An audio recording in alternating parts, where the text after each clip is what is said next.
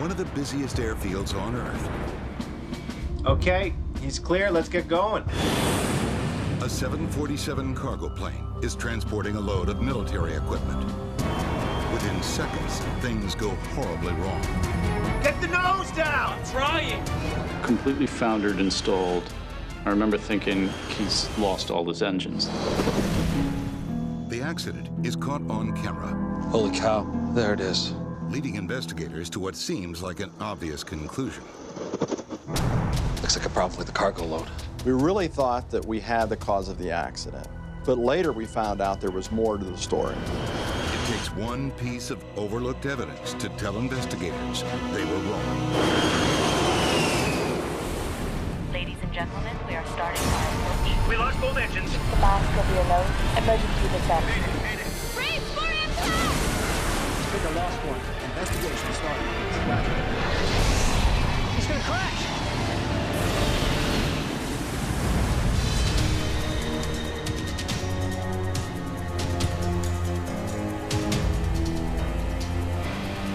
Bagram Airfield in northeastern Afghanistan.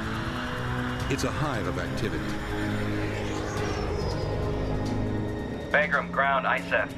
9-5. Alpha Quebec, ready to taxi. The crew of National Airlines Flight 102 is on the last leg of a grueling shift. The air is just billowing out of here. Yeah, sure is. They're flying cargo in a converted Boeing 747 and are parked on the tarmac waiting to depart.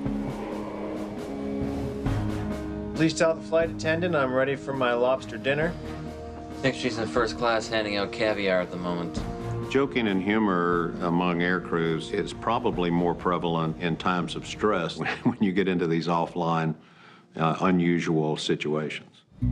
The crew members are all American. Captain Brad Hassler is heading home to his pregnant wife. Beside him is First Officer Jamie Brokaw. Augment Captain Jeremy Lipka is in the jump seat. Sheets back there? I haven't seen him. I hope he's in the back.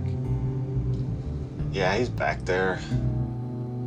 In a cabin behind the cockpit is Loadmaster Michael Sheets, along with 2 technicians and an Augment First Officer.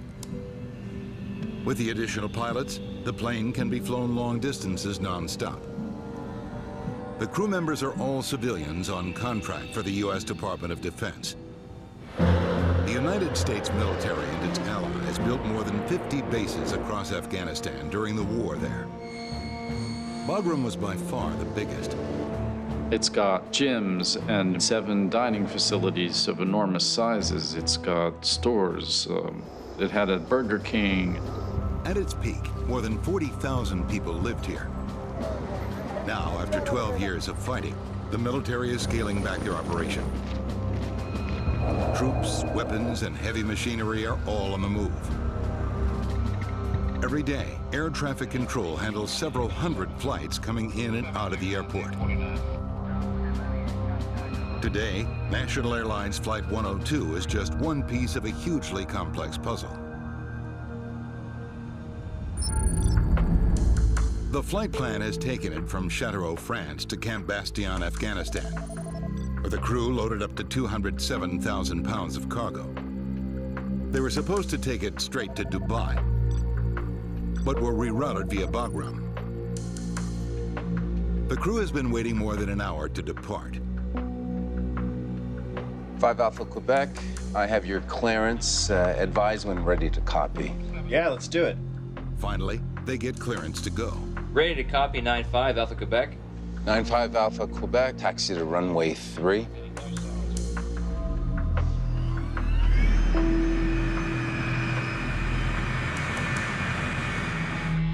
Controllers need to keep a sharp eye on the crowded taxiway that the 747 freighter shares with other military aircraft.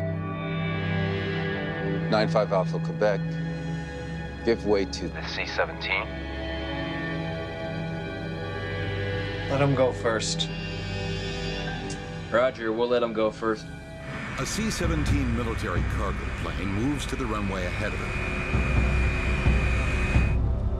Although the military effort is winding down in Afghanistan, this is not the kind of place a civilian wants to linger. Bagram is still a favorite target of the Taliban. It's a dangerous place. I mean, it's not JFK Airport.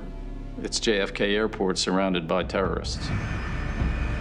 For the crew of Flight 102, every delay means more risk.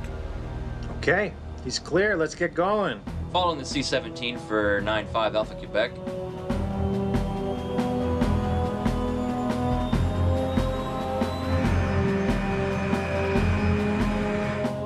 Before takeoff checklist, flaps. 10-10 checked. You're certainly thinking, what do I do if somebody started firing at us on the ground? Well, that's a great deal of mental pressure. The C-17 ahead has cleared the runway. How are we looking on that wing? Everything look clear? Everything's great. We all happy with that? Yeah, I'm good. They must now wait for takeoff clearance. They've been on duty for more than 20 straight hours. Once in Dubai, they'll get a rest break. We earned it as far as I'm concerned, man.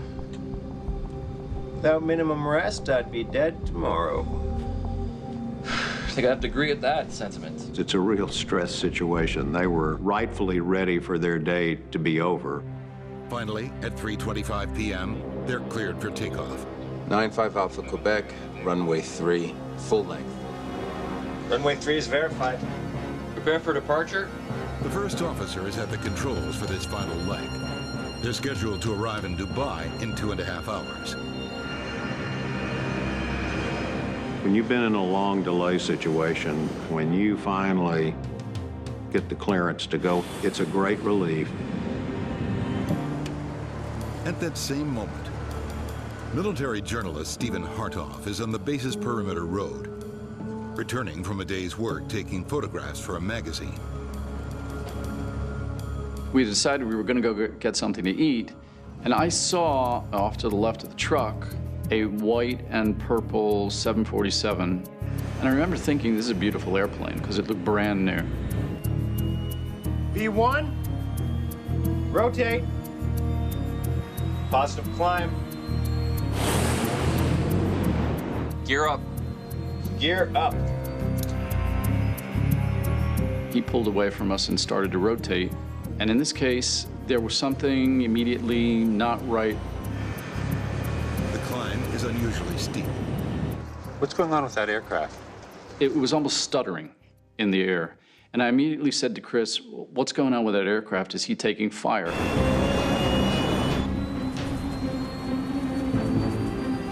Keep on that. Get the nose down! I'm trying. The plane is suddenly uncontrollable. The nose won't drop. My airplane! In a matter of seconds, the crew is in emergency mode. If they can't get the nose down fast, the plane will stall.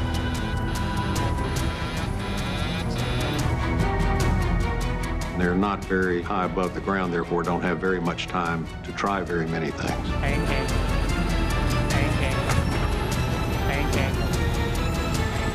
For a moment, the plane hangs in the air suspended.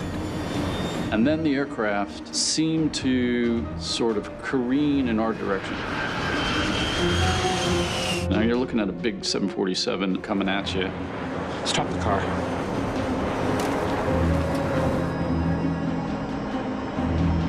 And then it completely foundered and stalled. And I remember thinking, he's lost all his engines. Don't sink. Don't sink. And in a very slow motion, it just went straight down and pancaked into the ground. The explosion was enormous. It was a mushroom cloud like a small atom bomb. It was huge. The entire base, thundered under our feet. The controller also watches helplessly as the aircraft comes down. It is the worst civilian aviation accident ever at Bagram Airfield. And I just pulled a camera out with the lens and just shot some pictures. Instinct, trigger instinct. Watching those people die was tough. It was tough.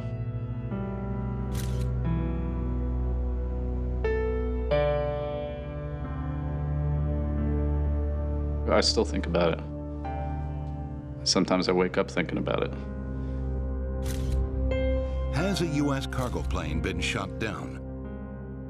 The safety of thousands of people now hinges on the answer.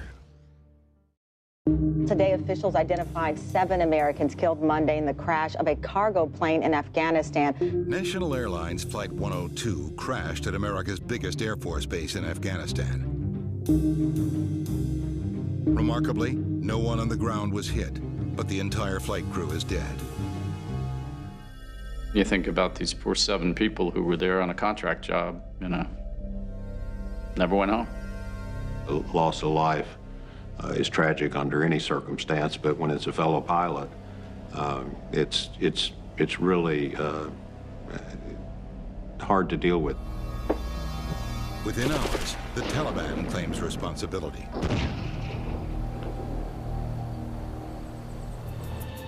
Amid the specter of a terrorist attack, the NTSB is assigned to lead the U.S. investigation. Although it wasn't ideal, it was one of those things that we had a job to do, and so let's go get it done. Tim LeBaron heads up the team of 5 investigators. This investigation was a lot different because we were flying into a war zone. When we first got there, we were given bulletproof vests and Kevlar helmets to wear into the accident site. As this is an American base, the civilian NTSB will have to work closely with the military. So what do you got for me? A military sweep of the crash site has already turned up the black boxes. The U.S. military had found the flight data recorder and the cockpit voice recorder before we arrived and had sent them back to the United States to the NTSB laboratory. So we were very hopeful that we would get good information from those recorders that would help explain why the airplane had crashed. Do you have a report for me? But there's another surprising piece of news. The sweep has uncovered no evidence of a missile attack. You're sure? The Taliban claim was purely opportunistic. Let's see what we have here, okay? With the most obvious explanation for the crash eliminated, the team must now take a new look at the wreckage. The damage to this aircraft was some of the most extensive fire damage I've had to work with in my career, so we really didn't have much to work with. 75% of the plane has been consumed by fire or destroyed by impact forces. But the crucial tail section is still almost intact. The tail wings hold the plane's flight control surfaces, including the all-important elevators, which the pilots move up or down to control the plane's pitch. And pitch was a problem from the start of Flight 102. We had that structure remaining, so we did have something of value to look at with regards to a possible scenario for the accident. They take a close look at the tail wing mechanics. We looked at the hydraulic actuators for the elevators and really couldn't find any problems with that. So everything seems to check out, no problem here. I can get those guys get that nose down. If the flight controls were working, then something else must have made the plane uncontrollable.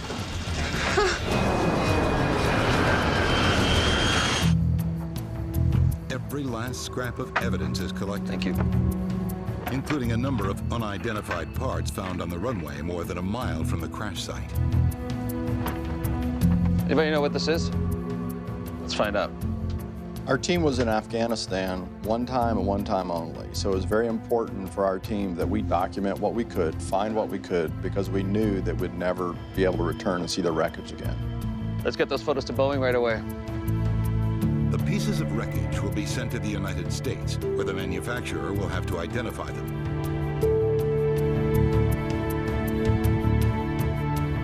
With all the evidence now collected from the crash site, investigators move their operations indoors. Our headquarters was in the basement of an old control tower. Okay, let's clean this place up. Okay, I'll set up there. There really was no workspace down there. There were a bunch of computers. There were signs that warned of asbestos, and it was a pretty rough environment. As they are settling into their temporary headquarters, a video of the accident appears on the internet. Holy cow. There it is.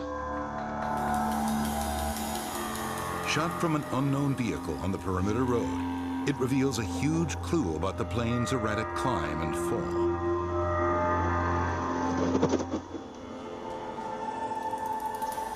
Looks like a problem with the cargo load. The aircraft's movement in the video suggests it was carrying too much weight and that the load threw the plane off balance.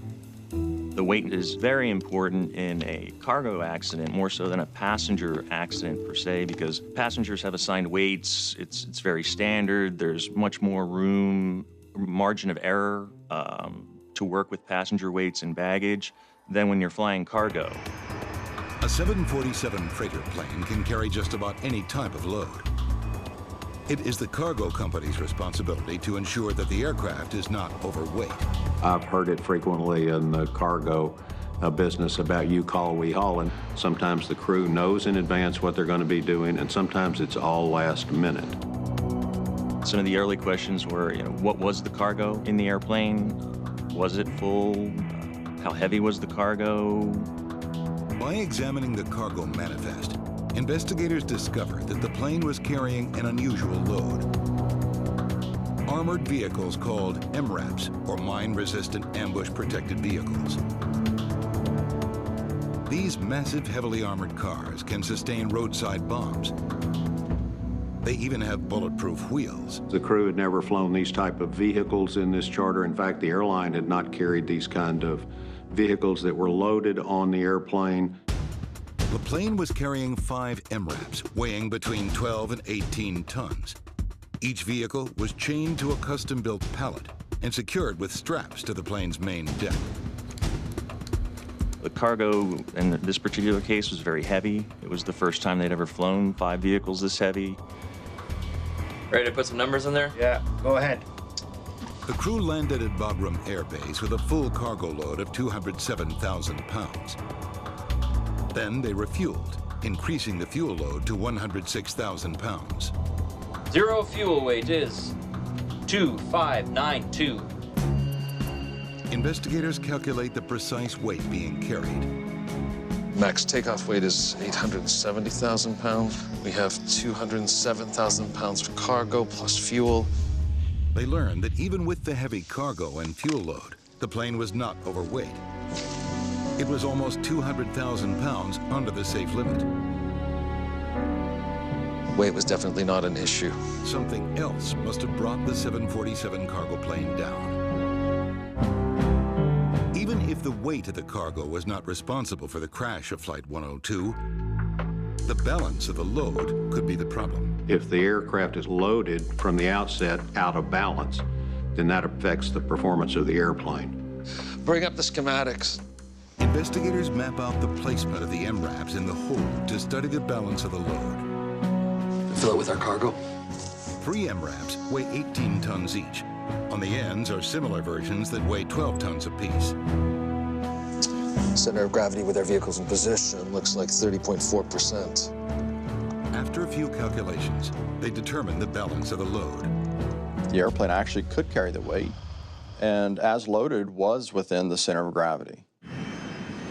It's a puzzling assessment, but there's another possibility. Even if the load was balanced before takeoff, it could have shifted as the plane was lifting off. The focus now turns to the loading procedures. Specifically, were the MRAPs properly secured? Standard cargo containers are locked into a hardware system built on tracks in the floor. But oddly shaped, oversized cargo, like the MRAPs, can't use these locks. Heavy nylon straps are secured to tie down points around the hold. What became critical to me was the process of calculating the number of straps necessary to restrain these 5 vehicles. The loadmaster on board the plane used a National Airlines manual to calculate how many straps were needed to secure the vehicles. Based on their cargo operations manual, the numbers were determined to be 24 straps for the 28,000-pound MAT Vs and 26 straps for the 3 40,000-pound Coopers. And seeing his rationale for calculating those numbers all seemed to make sense to me. Despite the appearance of the dashcam video, analysis has shown that the plane was not overweight. It was properly balanced, and the load was secured according to company standards. Investigators need to find out what was going on inside the plane. Information from the black boxes will be crucial. Hi, airplane! Flight data recorders record what the elevator and the ailerons and what the control pitches are doing. And so we were very hopeful that we would get good information from those recorders that would help explain why the airplane had crashed. Hello? A call comes in from the Hello? NTSB's head office in Washington, D.C. Who? Hey, you have the readouts? The black box data is in, That's great. but there's a problem. Really? I got a call from our director, John DeLisi, and he informed me that, unfortunately, the flight data recorder and the cockpit voice recorder had quit working shortly after takeoff. Things started to go wrong shortly after liftoff, known as the point of rotation. But this is precisely the moment when the black boxes stopped recording. Having the FDR CVR after the point of rotation would have been very helpful. We had none of that information. Thank you. We really had to revert back to old methods of investigating, so I call it old school methods. Investigators decide to contact eyewitnesses who might have seen the plane take off. Okay, what else did you see? On a base of this size, there may be thousands of people who could provide potential clues. All right, well, thanks very much. You need really to interview many different witnesses and listen for the common thread that's the same through all of the witness statements. Sorry, what did you see? One witness reports an unusual sight. A runway sweeper is sure he saw puffs of smoke trailing behind the airplane after liftoff. And it wasn't coming off the wings or out of the engines? His testimony raises the possibility that a fire inside the plane may have caused the crash.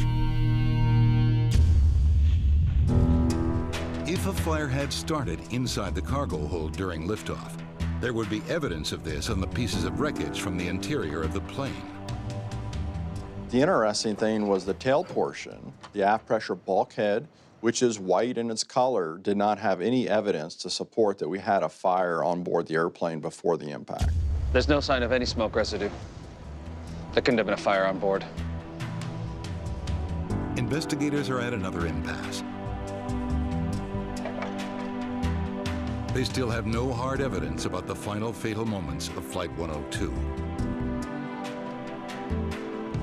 When you go to an accident scene where everything appears to be burned up and there's not a lot left, how in the world can you do an investigation? One thing for sure is there's always evidence. Bring up the CVR. Stand by. In a search for answers, investigators turn to the cockpit voice recorder. It cut out just 3 seconds after liftoff, but it was recording during the crew's hour-long wait on the tarmac. What the heck? Let's hear the whole 2 hours. Might be something there. There's your trouble, Brad. What is it? Sounds like the first officer showing something to the captain. There's your trouble, Brad. What is it? One of the damn straps is busted. Pause it there. The CVR suggests the first officer found a broken strap inside the cargo hold. Like, So you're gonna be throwing more straps on that thing? Well, just shifted, apparently. Did the truck move? Yeah, just tighten up on the straps. holy crap, one of those things actually moved? So hearing the crew talk about that the load had shifted, also that a strap had broken, definitely piqued our interest. Go again?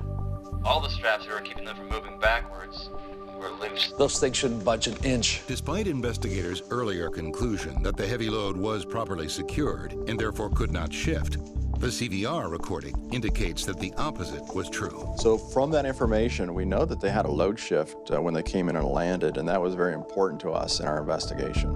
All the straps that were keeping them from moving backwards were loose. What the hell do you think's gonna happen when you slam it on the runway, slam on the brakes, and don't use reverse? Well, there ain't nothing you could have done about that. I'm getting off this plane. I'm scared. They have no idea how serious this really is. Really, the crew is not trained or equipped to actually be involved in knowing whether the restraints are proper for the load. I hope instead of just replacing that strap, he's beefing the strap up more. Yeah, he's cinching them all down. Stop. He would be Loadmaster Michael Sheets. The loadmaster in a cargo operation is the one that's responsible for the security of the load, so everyone is depending upon them. What's up, dude? You throw that other strap away? Did you put a couple more on? How far to move? A couple inches? Yeah, they just moved a couple inches because it's nylon, you know? Those things are so heavy, you'd think they probably wouldn't hardly move no matter what. They always move. Everything moves. So if those straps weren't fixed right, then the back vehicle could have come loose on takeoff. That cargo shifts during rotation, you'll wind up with a potential pitch problem. Did the MRAPs shift after takeoff? To answer this question, the team must find a way to piece together events in the cargo hold in the moments before the crash. So there's no evidence of a weapon. Investigators need to prove that one of the heavy mine-resistant ambush-protected vehicles shifted during the flight. Clues might be hard to find in the minimal and scattered remains of the aircraft.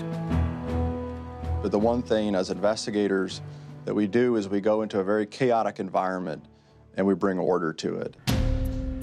Okay, guys, great. Just put that down right in the center there. So I gathered as much of the aft pressure bulkhead structure as I could and believe we came up with at least 90 to 95% of it. The aft pressure bulkhead is an airtight wall. It protects the cargo area from the non-pressurized tail section of the aircraft. Investigators sort out pieces of the liner that covers the cargo hold side of the bulkhead. You definitely go with this guy here. Take a look at this. I can guess what that is. And you could read the words Goodyear. What became obvious was that the tire from the aft Mat V had impacted the aft pressure bulkhead and left that tire impact on the liner. Bam. It looked as if that tire had pressed up like a rubber stamp on the aft pressure bulkhead. Only one tire capable of doing that. The mark matches the spare tire in the top right corner of the rear vehicle. The vehicle itself was found tipped over in the wreckage, damaged but not destroyed by fire. Pass me that flashlight, will you? Thanks. The metal antenna box from the rear of the same MRAP is damaged and provides another big clue. Look at that. Paint transfer. The box sits up high at the back of the MRAP. That looks like a direct hit. The only place that we could think of where there was orange paint was the cockpit voice recorder and the flight data recorder. To hit the flight recorders, the MRAP would have had to shift at least 12 feet. Could it have moved that far? A few quick measurements show that the height of the paint transfer on the antenna box lines up neatly with the location of the orange recorders inside the plane. The antenna box sat about 104 inches above floor level, and where the CVR and FDR are located is 104 inches above the floor of the aircraft. Now you're starting to see a chain of events that this vehicle had to be moving in an aftward direction. Both black boxes stopped recording seconds after takeoff because a 12-ton MRAP knocked them out. But even if the heavy vehicle damaged the flight recorders, would it have been able to somehow bring down a huge 747?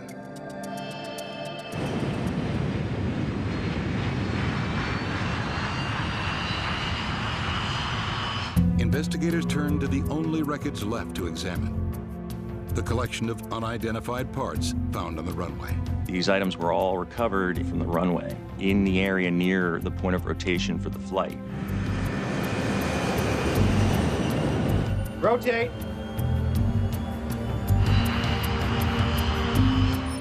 At Bagram Airfield, the runway stretches for over 2 miles. The parts were discovered at the spot where the aircraft lifted off, 1 mile from the site of the crash. It is uncertain what relevance, if any, they have. Where were these parts on the airplane? Did they come from the nose section? Did they come from the aft section of the airplane? What function did they serve on the airplane? Experts at Boeing have been able to identify them. Here we go. Hydraulic return tubing. One of the parts, a broken piece of tubing, comes from hydraulic system number 2. Bring up the hydraulic system schematic. The 747 has 4 hydraulic lines that power the control systems of the aircraft. Hydraulic system number 2 carries fluid along the deck floor and through the aft pressure bulkhead at the back of the plane. The tube runs through here. The number 2 hydraulic system operates one of the 4 airplane elevator panels. The elevator panels control pitch from the tail of the aircraft. If the rear vehicle shifted backwards through the bulkhead, it could have hit the hydraulic tubing, affecting control of the airplane. Okay, let's play it. Investigators decide to take a closer look at the dash cam video.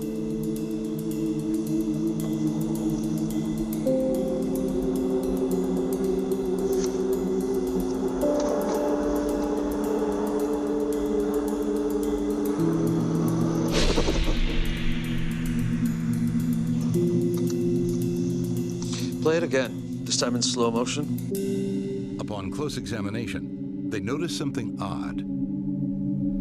Freeze. Something's not right. Advance a few frames. A little more, a little more. Stop. What's going on? Something's wonky with the landing gear. Large aircraft like the 747, they have a very complicated landing gear system to carry the loads that they carry. They come down together and they go up together, and it takes several hydraulic systems to make that happen. The hydraulic systems that control landing gear also regulate various other parts of the plane, including control surfaces that affect pitch. Using animation software, the investigators create a match for the 747 with its 5 sets of landing gear. Now let's compare the model to the video.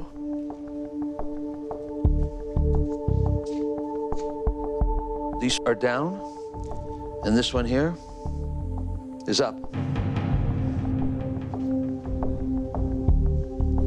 That shouldn't happen.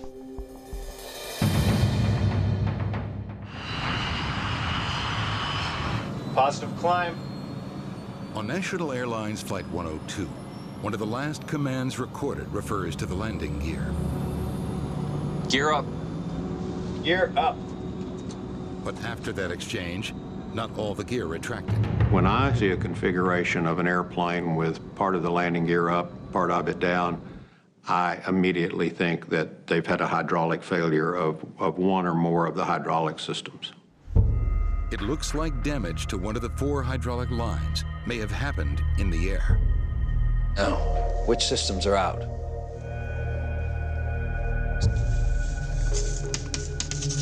Body, landing, gear.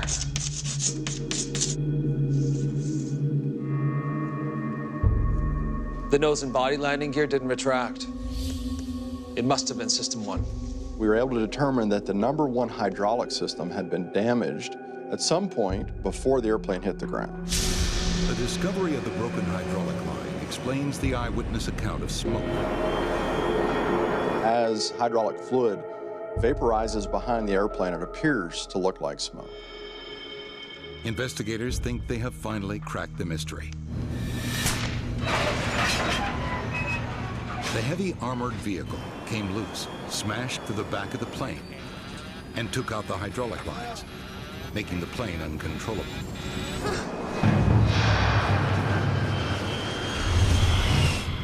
After 11 days in Bagram, the investigators are ready to head home. All that's left to do is wrap up the case with a simulation test back in Washington. We really thought that we had the cause of the accident, but there was more to the story. At NTSB headquarters in Washington, D.C., glad to be back. Investigators are preparing to finalize the case. All they have to do is verify their theory that damaged hydraulics made it impossible for the pilots to recover from the steep climb. So once we got back to the United States, the next step was to do simulations, reenact the accident scenario. First, they modeled a 747 with 2 broken hydraulic systems to test the cargo shift. Airplane Performance Group Chairman Tim Birch oversees the simulations. If I had one of these armored vehicles move back and there was an associated center of gravity shift, is the airplane controllable? Okay, what else do we know? Let's try the new balance numbers. Let's take what we know up to a point and then start doing the what-if scenarios with the simulation to see if we can put together a story that makes sense. Okay, plane, let's see what you do now. But when they run the simulation of the rear vehicle coming loose, something totally unexpected happens. Nose comes down and flies out of trouble. Let's shift even more weight back.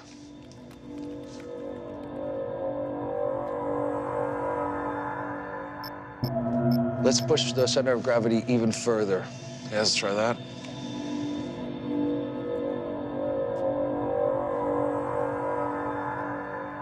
Even with 2 hydraulic systems broken and an MRAP crushed into the back of the plane, the simulations show that the aircraft can be controlled.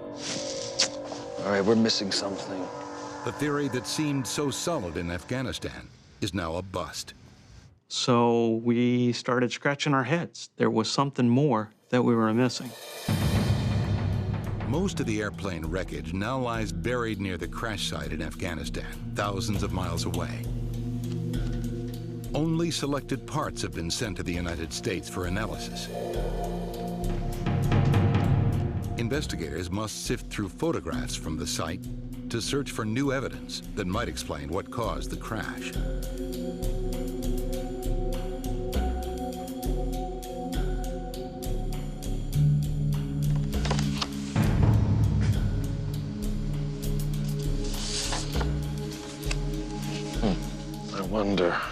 So we needed to look further, and the next thing behind the aft pressure bulkhead that can control pitch on the aircraft is the jack screw.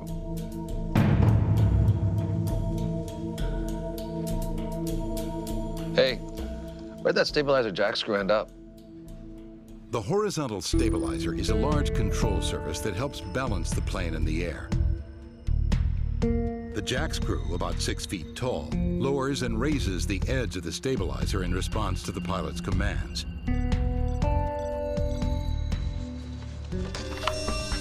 The jack screw found at the crash site was bent and severed right near its base. The most likely explanation seemed to be that the damage occurred on impact, but just to make sure, it was sent to the U.S. for testing. What we were surprised to find out was that jack screw had actually been pushed aft and had broken loose from the airplane. Results show that the jack screw was bent backwards, the opposite of how it would have bent in the crash. So that raised the big question, why? What could have pushed it aft?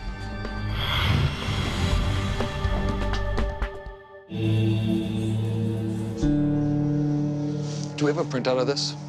To find out what could have hit the jack screw, investigators consult a diagram of the airplane's aft section. Okay. They take some careful measurements and come up with a match. Yep. Straight hit. I was able to determine that the bumper of the MAT-V lines up directly with the motor of the jack screw in the area where it detached from the lower fuselage. They input the new data. The simulation now includes a broken jack screw that makes the stabilizer free-floating. One MRAP at the back. See 2 elevators down.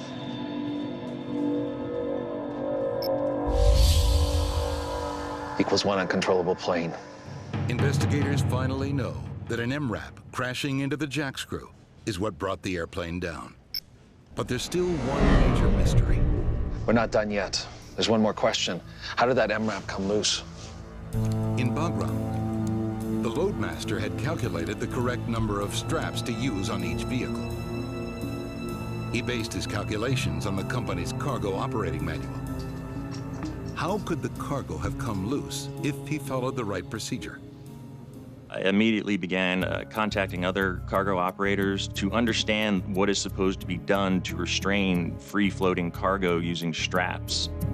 When executives from Boeing review the procedures, they're less than impressed. The manufacturers were quite shocked at how they were interpreting the requirements. To get the maximum load capacity out of each strap, it has to be tied down at a precise angle. Changing the angle changes the strap's capacity. The airline had not spelled this out in its manual. Boeing, when you look at their manual, they say that if you pull on a strap directly, let's say that it's worth 3,500 pounds. But if you go up on a 45-degree angle, it's worth even less. And if you pull on it a 90-degree angle, it's worth 0. National Airlines manual said regardless of angle, each strap could be counted for 5,000 pounds. Boeing's own calculations found that National Airlines Flight 102 took off with less than half the straps required on each vehicle. At the most, they could have carried one MATV vehicle. What's up, dude? Investigators find no fault with flight loadmaster Michael Sheets. He had little training. He wasn't certified.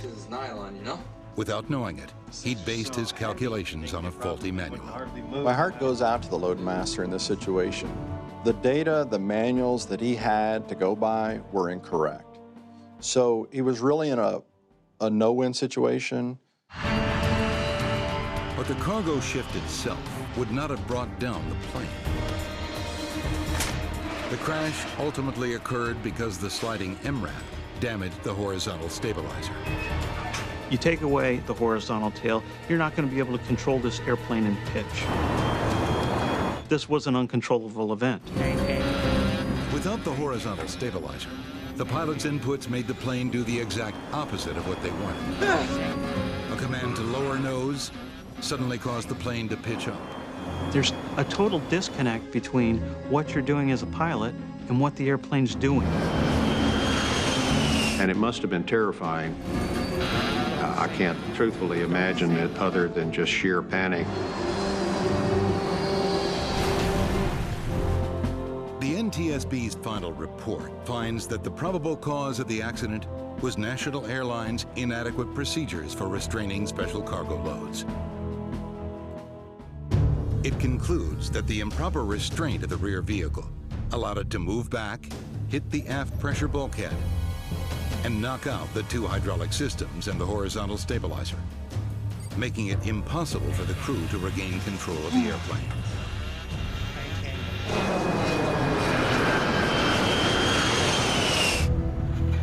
One of the key recommendations is for mandatory certification of all cargo handling personnel, a move that would standardize their procedures, training, and workloads.